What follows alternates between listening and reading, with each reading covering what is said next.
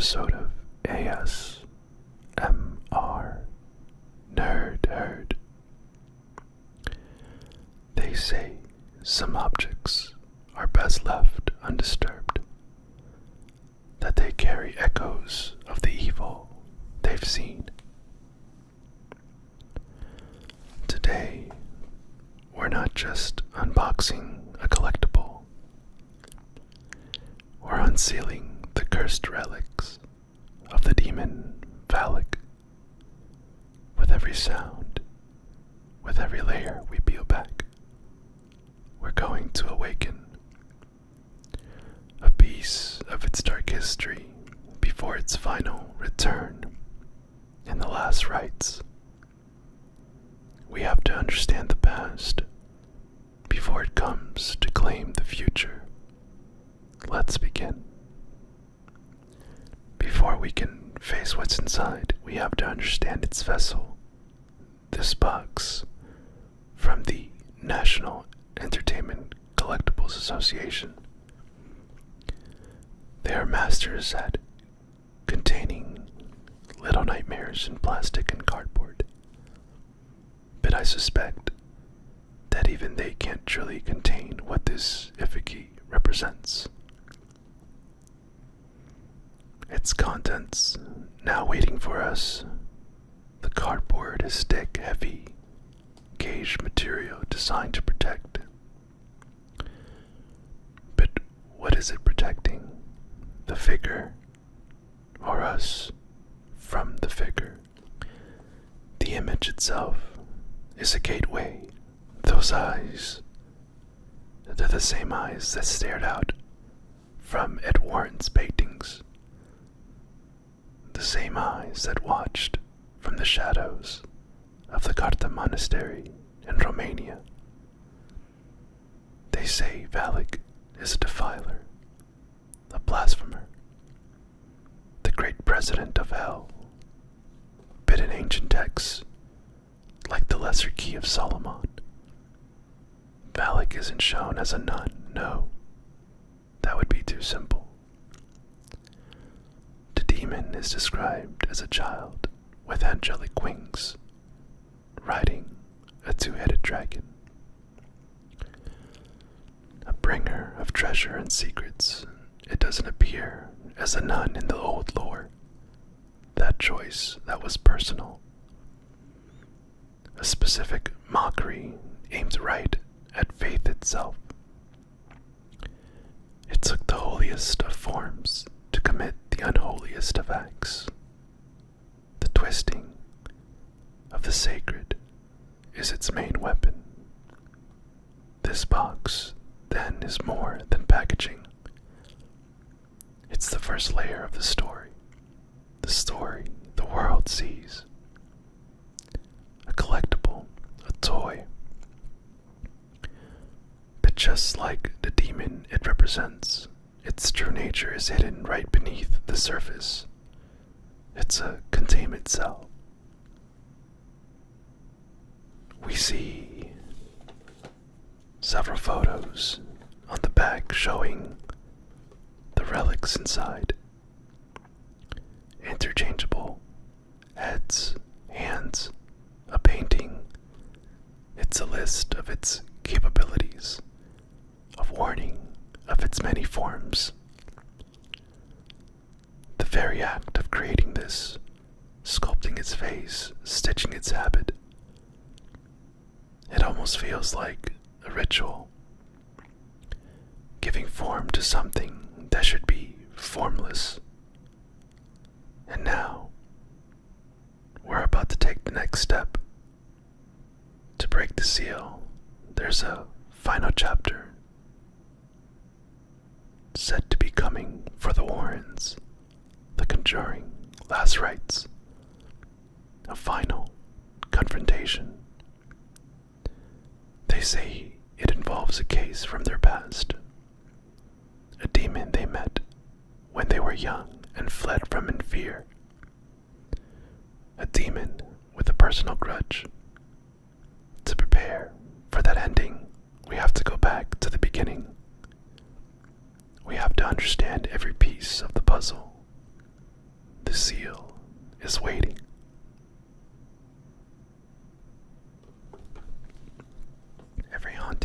as a point of entry, a doorway, a crack in the wall.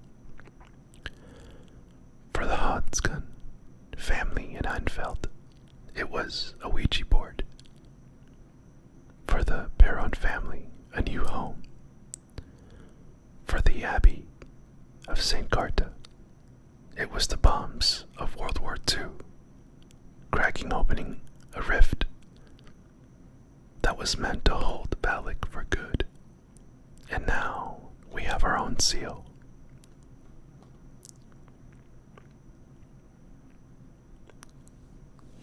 Let's go ahead and open.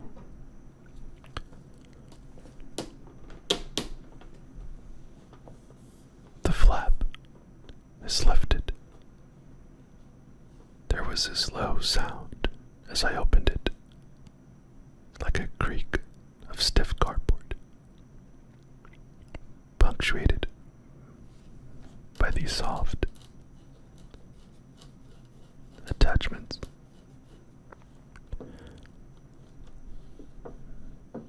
It's felt reluctant, like it doesn't want to open. The front flap. This front flap. It's like the door to the artifact room. Such as a warning, positively do not open, but we must. The inside flap shows the demon again in its full glory. Final warning before we cross the threshold. It's about a beautiful piece of packaging design, a window box. It lets you see the relic without ever truly freeing it, a compromise. But we're not here for compromises.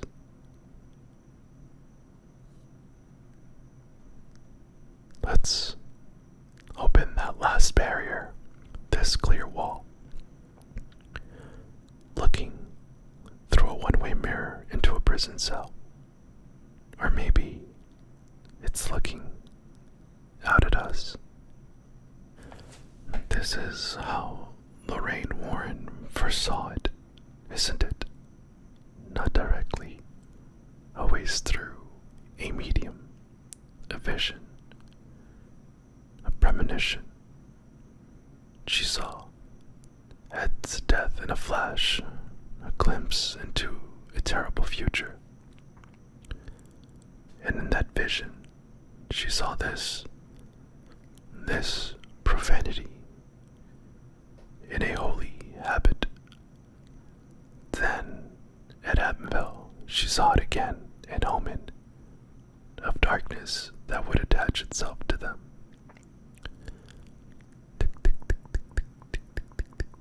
It sounds like a clock or a heartbeat counting down. In the Conjuring 2, the entity hid itself. It used the ghost of Bill Wilkins as a puppet. A mask. It used the crooked man, another childhood fear, twisted into a weapon. Valak is a master of misdirection. It rarely shows its true self until the final act.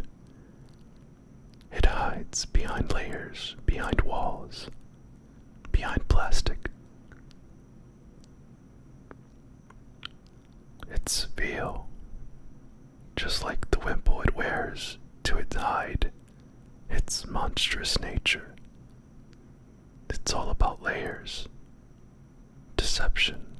Look at it in there, perfectly still. The paint on its face is pale, lifeless. Its eyes are dark voids. It looks like a statue, harmless, contained, but we know better. We know this stillness is the calm before the storm, the silence before the shriek. This box of warnings, the outer art, the inner flap, and now the window. details the threat more clearly, yet it remains untouchable. To go further, we have to slide the coffin from the crypt.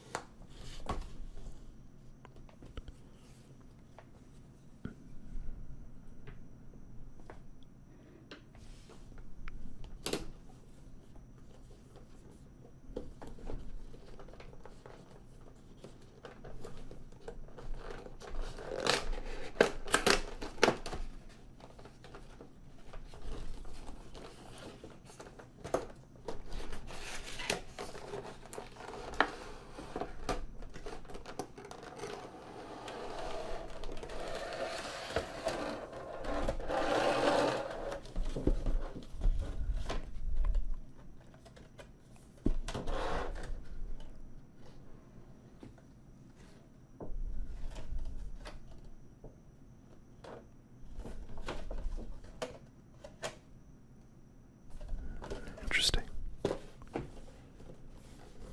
Let's close this up.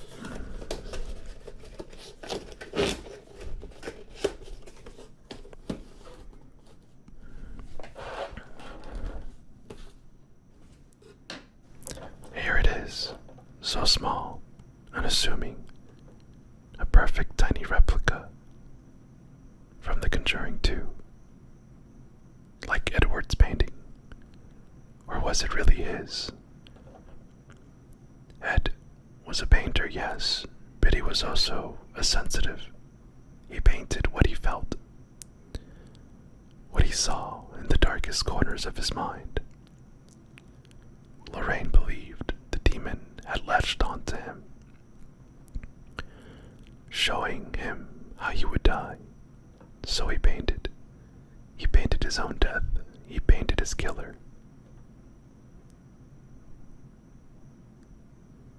The details is remarkable. You can almost feel without even touching.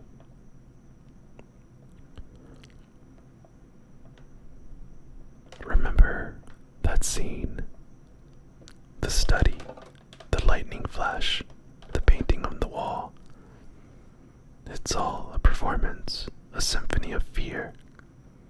The lights flicker, the shadows dance, and she looks at the painting, and the painting looks back.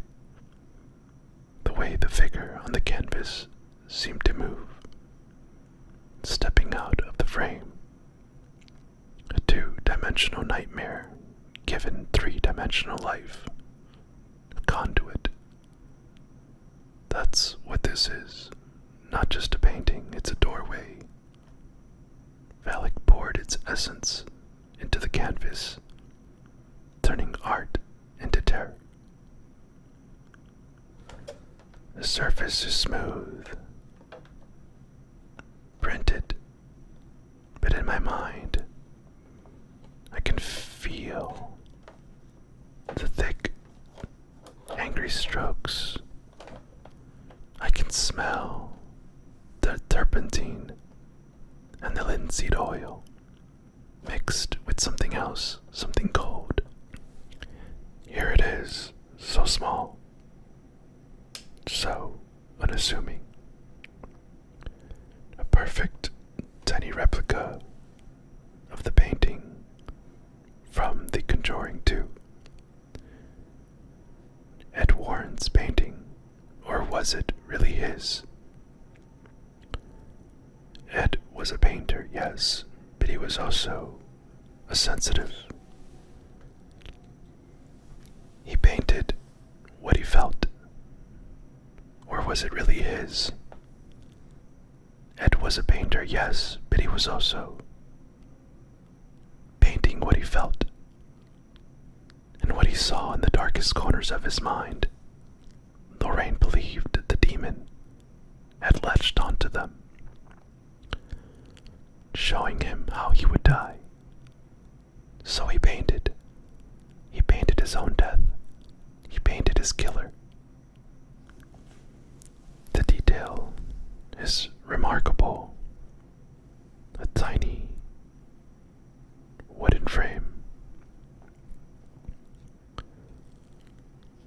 almost feel the grain. Now let's look at the back. Wow. Remember that scene, the study, the lighting flash, the painting on the wall? It's all a performance, a symphony of fear. The lights flicker, the shadows dance, and she looks at the painting. And the painting looks back. The way the figure on the canvas seemed to move, stepping out of the frame. A two-dimensional nightmare given three-dimensional life. A conduit. That's what this is, not just a painting. It's a doorway.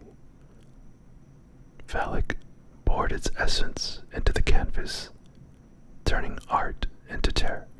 The surface is smooth, printed, but in my mind I can feel the thick, angry strokes of oil paint.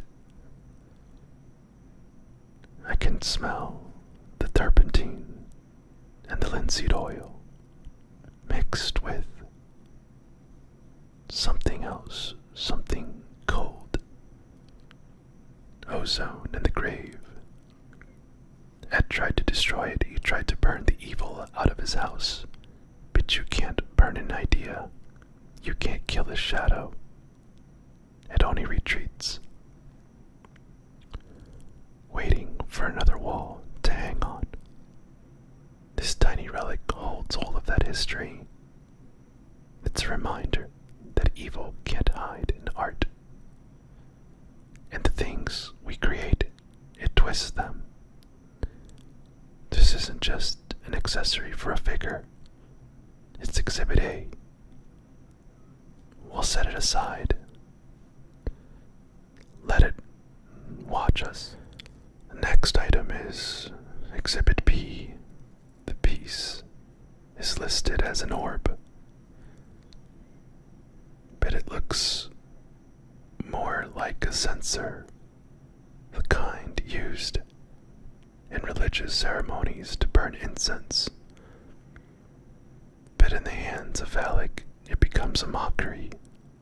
In the nun, the ultimate weapon against the demon was a holy relic containing the blood of Christ. This feels like the dark version of that. Look at the design.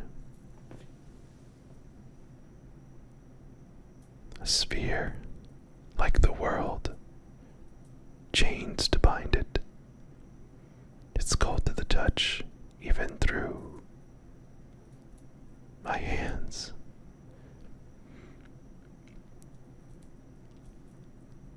It's quite simply amazing with detail. So delicate. Sort of like a prisoner's chains, perhaps.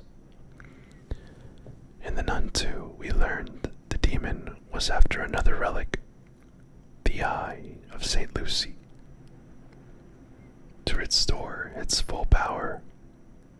It's a popular fan theory that Sister Irene from the Nun films is an ancestor of Lorraine Warren, both of them descendants of St. Lucy, which would explain why Valak is so obsessed with her bloodline. Valak understands the relics and seeks to either possess or corrupt them.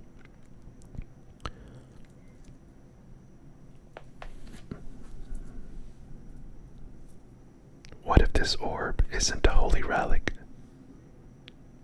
What if it's one of Valak's own? A scrying orb to find its victims, a soul cage, translucent.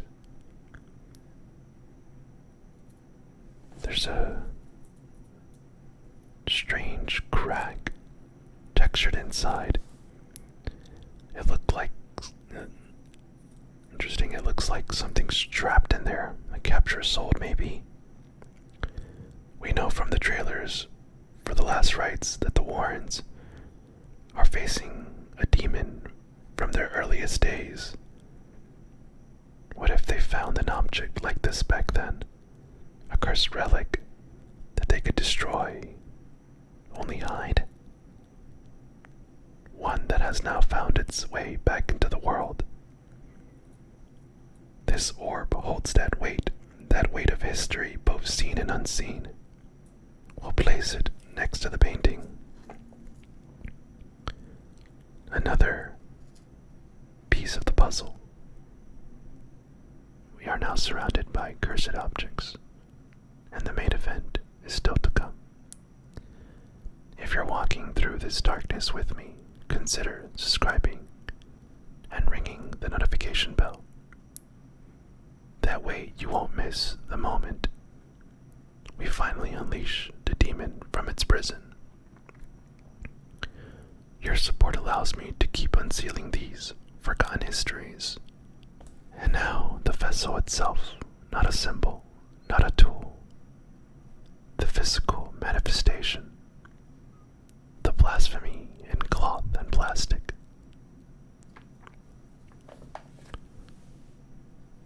Feeling it carefully, feeling the edges, applying pressure.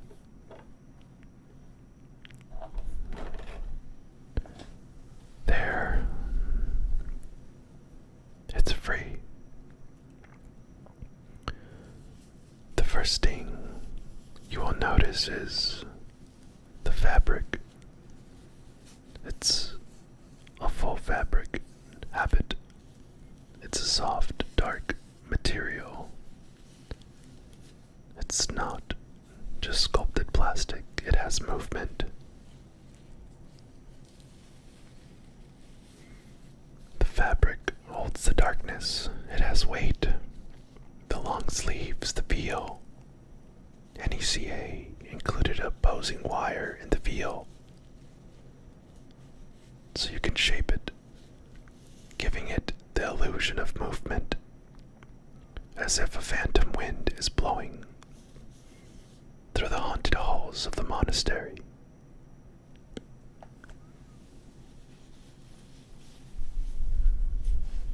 Wow, it has joints. This long sleeves. Oh no. I didn't know I could do that. That was quite scary. Wow. Let's move its neck there. Oh my god, it can move its. That is absolutely terrifying. There are the sounds of puppets being prepared as I move its neck. As I raise its arm, point and grab. The joints are stiff, requiring gentle pressure. I have to be careful. They're described as posable statues, fragile like the sanity of those they haunt. Underneath the soft goods, there's a full sculpted body.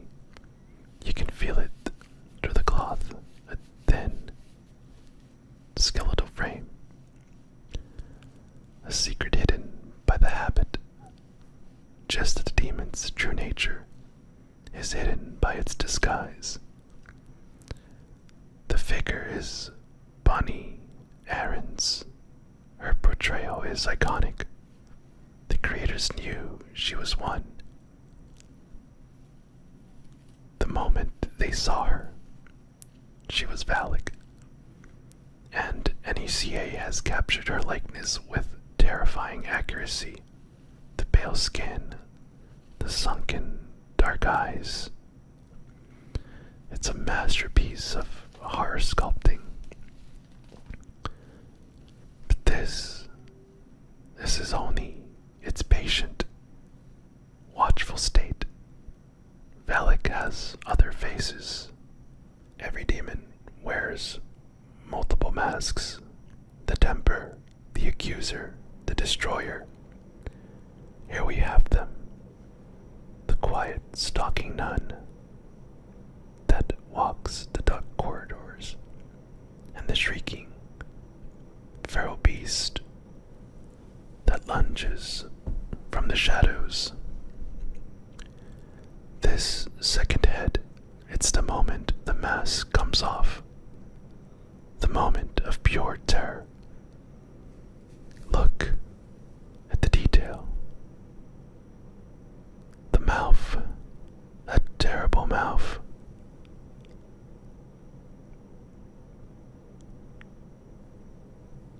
The teeth are not human. They're predatory. You can almost hear the shriek that is meant to come out of it.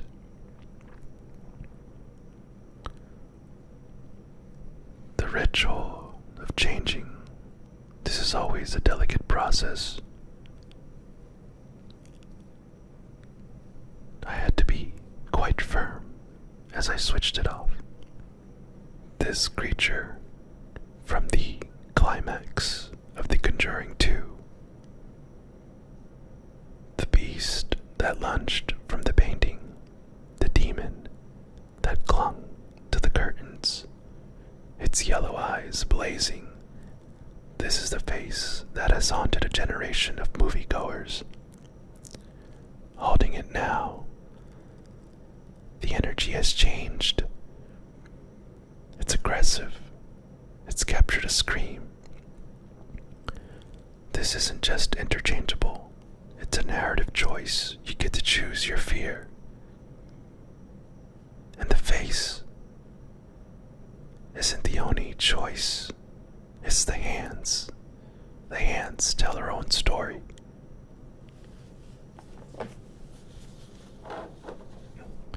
The hands. They're how a spirit interacts with our world. They push and they pull. They leave scratches in sets of 3, a mockery of the Holy Trinity. They are the point of contact. This figure comes with 2 sets of hands.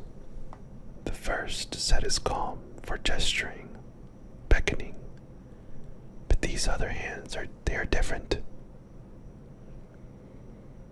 These are the hands of violence, for grabbing, for clawing. These are the hands that grabbed Janet Hodgson, the hands that pushed Ed Warren out of the window. In Lorraine's vision, let's change them.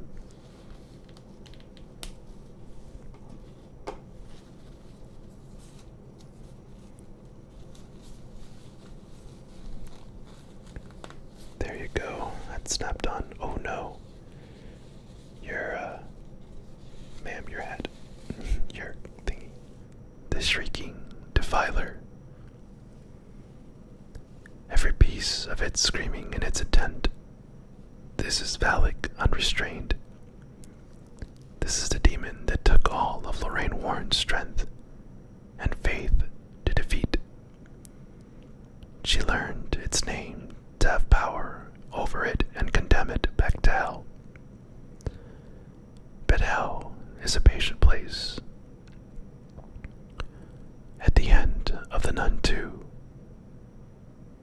it showed us that Valak wasn't truly gone. It was clinging to Maurice, Frenchie, the hero of that film. We see a clip of his exorcism, the one the Warrens mentioned in the first Conjuring film. And Lorraine is there. She sees the demon inside him. Valak found its way back. It always finds a way. Which brings us to the Last Rites. We have unsealed the relics. We have given form to the demon. And the new film is on the horizon on September 5th, 2025. The Conjuring, Last Rites. It's being called the finale of the Warren story, their final case. And everything points to this being their final battle with the greatest nemesis. plot seems to revolve around the Smurl haunting, a real-life case of the Warrens' investigation in Pennsylvania in 1986. But the twist, based on the trailers, is that the entity behind it, I'm not going to mention it, I don't want to spoil it for anyone. But I believe Valak is behind it. This is the demon that has haunted them across multiple films. It has shown a specific hateful obsession with Lorraine, psychic echo of the battle. Throughout her ancestry, Sister Irene may have fought generations ago. It showed her visions of Ed's death. It wants to destroy them, but not physically, but spiritually, to break their faith, to shatter their love. It's rumored to be the longest film in the franchise, giving plenty of time for story that spans decades. This figure, then, it's a premonition. Just like Ed's painting, it's an effigy of the evil that is coming. The screaming face is the terror Valak will unleash. The clawing hands are the violence it will bring. The painting is a reminder of how it uses love as a weapon against them. The orb is a symbol of the holy relics it seeks to corrupt. This has to be a preparation, a ritual, to understand the enemy before it arrives. By looking at its past, we can perhaps glimpse its future. We have assembled the demon, we have studied its methods. Now that's left is to wait for the last rites to begin. So here it is, the demon Valak in all its terrible glory. A momentum to one of modern's horror, most iconic villains. Holding it, posing it, speaking its history. You can just feel the weight of the universe. The craftsmanship is incredible. The presence is undeniable. But the story it represents is what truly brings the chills. The questions I leave with you is this: what do you think? After everything it has done, is Valak truly the ultimate evil of the Conjuring universe? Or is it just a servant of something even worse? And what form do you think it will take for its final personal attack on the Warrens? Let me know your theories in the comments below. Let's talk about the darkness. If you walked with me on the journey and wish to see the other cursed relics we unearth, please subscribe and become part of the ASMR Nerd Herd. Your presence here helps more than you know.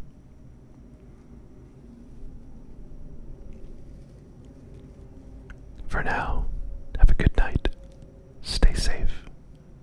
Be wary of the dark.